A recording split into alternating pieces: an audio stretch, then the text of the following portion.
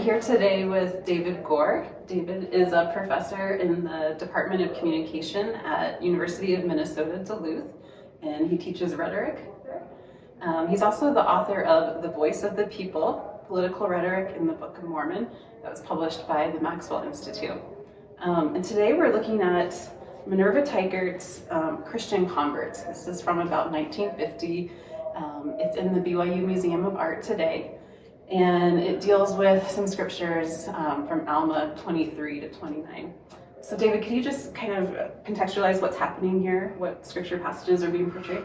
Yeah, so this is representing a story from Alma chapter 24. And the story is essentially a group of Christian converts who, as part of their conversion to Christianity, realized that they no longer want to use weapons in war. And so, as part of that process, they decide that their participation in war was a violation of promises that they wanted to make to God, and so they bury their weapons in the ground.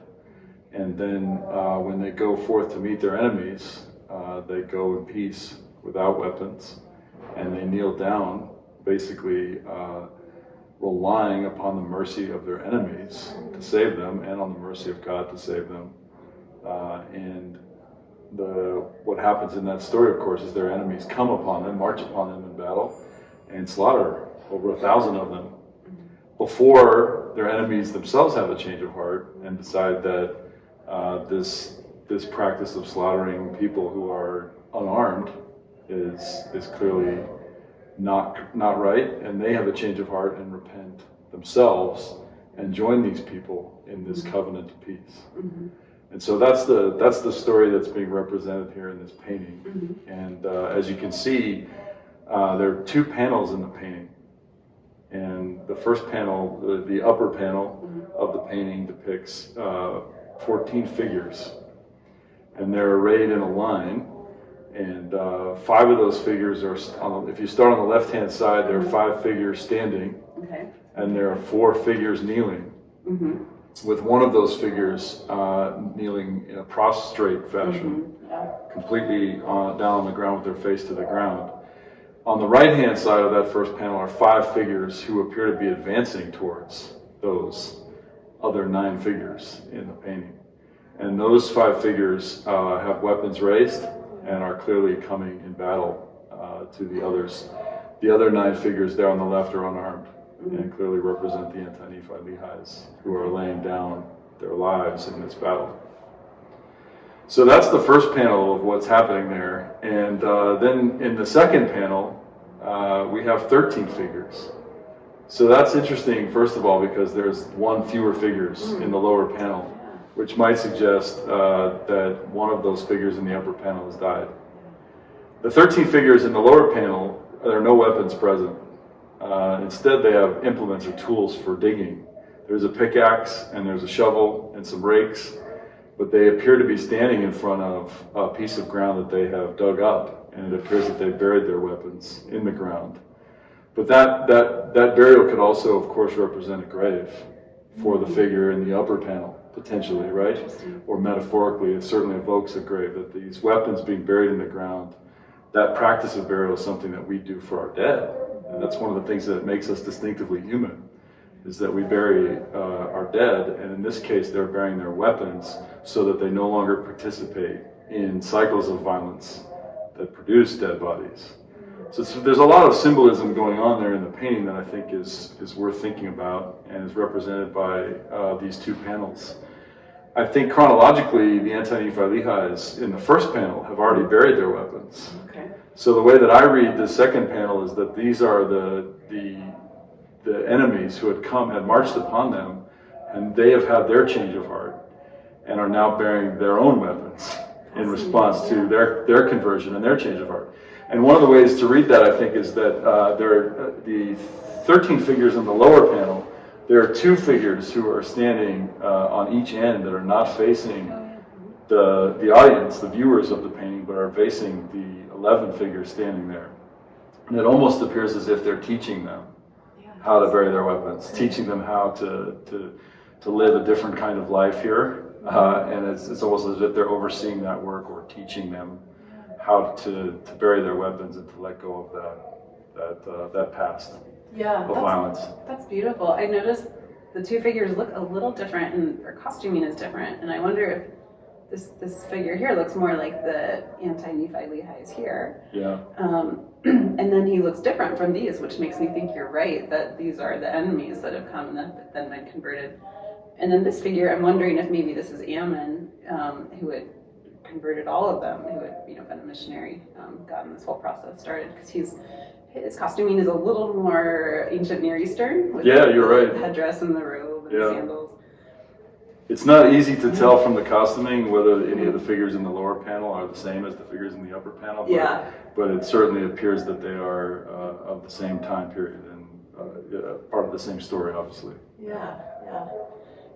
Is there anything that strikes you as especially unique about this piece, or? Yeah, absolutely. So in classical rhetoric, in ancient rhetoric, often the use of our tongue is represented as a sword. So that sometimes it's the word ornament in classical rhetoric also refers to armament, like a weapon. So when we ornament a discourse with stylistic devices, we can think about it as a substitute for violence, using words instead of violence in our arguments, trying to persuade people instead of compelling people with violence. And so often we think about rhetoric as an alternative to violence, and yet rhetoric also has adopted some of the tools, at least symbolically or metaphorically, of real violence in order to describe its art. I think that's one of the things that's happening here in this painting, is that we can think about these weapons in a symbolic kind of way. Elder Patrick Kieran gave a great talk about this particular story in General Conference a few years ago, and talked about the importance of burying our own weapons of rebellion in the ground, letting go of the things in our heart that are holding us back from being devoted to the gospel. And I think both in rhetoric and in Elder Kieran's talk, we think about these weapons symbolically, and that's really important for us to do that. At the same time, though, this story is also about real weapons that killed real people. And so I think the painting is also suggesting to us that we consider our own relationship to real weapons. And I think that's something that each of us has to sort of think about and wrestle with. This story clearly shows us, I think, the kind of story that's evoked by Isaiah when he tells us to beat our swords into plowshares. And this lower image of the lower panel of the painting suggests, again, that this broken earth idea of breaking up the earth in order to plant a new kind of life. And I think that's really powerful in a way of rethinking what we're using our weapons for, what we're using our implements for. Because weapons are a tool, but there are other kinds of tools we can also use. And the story of the scriptures is that we should be focusing more on the tools of peace and the tools of cultivating deeper relationships with God, deeper relationships with the earth, deeper relationships with each other that would foster, I think, greater compassion and greater dignity in human beings.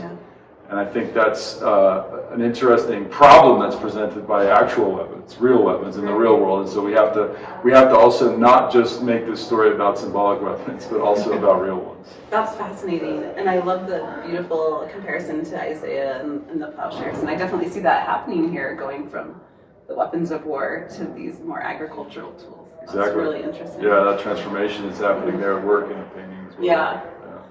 As I was looking at it, it reminded me, because I'm an art historian, it reminded me a lot of an ancient Sumerian piece, the Standard of Ur, which is from the 3rd century BC, and it has similar kind of red figures on a blue background. It's a little box, and one side of the box depicts scenes of war, and the other side depicts scenes of peace. And then it has these registers, and it just, I wondered if Minerva Teichert, with all of her art training, was drawing on these ideas with these kind of registers and figures lined up in the front of the picture plane to capture a similar sort of theme of war and peace. Yeah, that's a fascinating thought. I think to think about the connection or the transformation of violence. When we look at images of violence, particularly in the upper panel and the lower panel, you can almost see this transformation, the choice almost between violence and peace, and how we depict that can often determine how we can live that. Yeah. Right? Yeah. Do you have any like personal reaction to the piece? Or? Well, I had never seen the piece before, Yeah. just a couple weeks ago, and I was really glad you asked me to think about it and to think with it. And I think I love the way that it brings to life the scriptures, and I think that's really the power of art in many cases, is to represent to us, represent again the stories in the scriptures in a way that causes us or invites us to think about it in a new way. Yeah, absolutely. Maybe in a deeper way, and that's one of the beauties of this piece and also the project that you're working on. So I really appreciate it. Yeah, no, I appreciate that. I definitely felt like that too as I've looked at this piece this week, and I felt like it really captured something very emotionally powerful of these anti-Nephi Lehis that are just offering themselves up for slaughter because they've made this covenant of peace with God.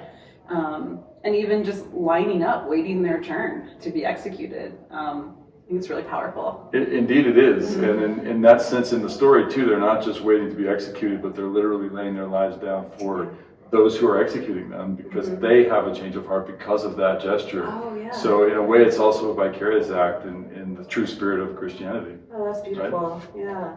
Well, thank you so much, David. I Absolutely. appreciate you sitting down with me today. My pleasure. Thank you.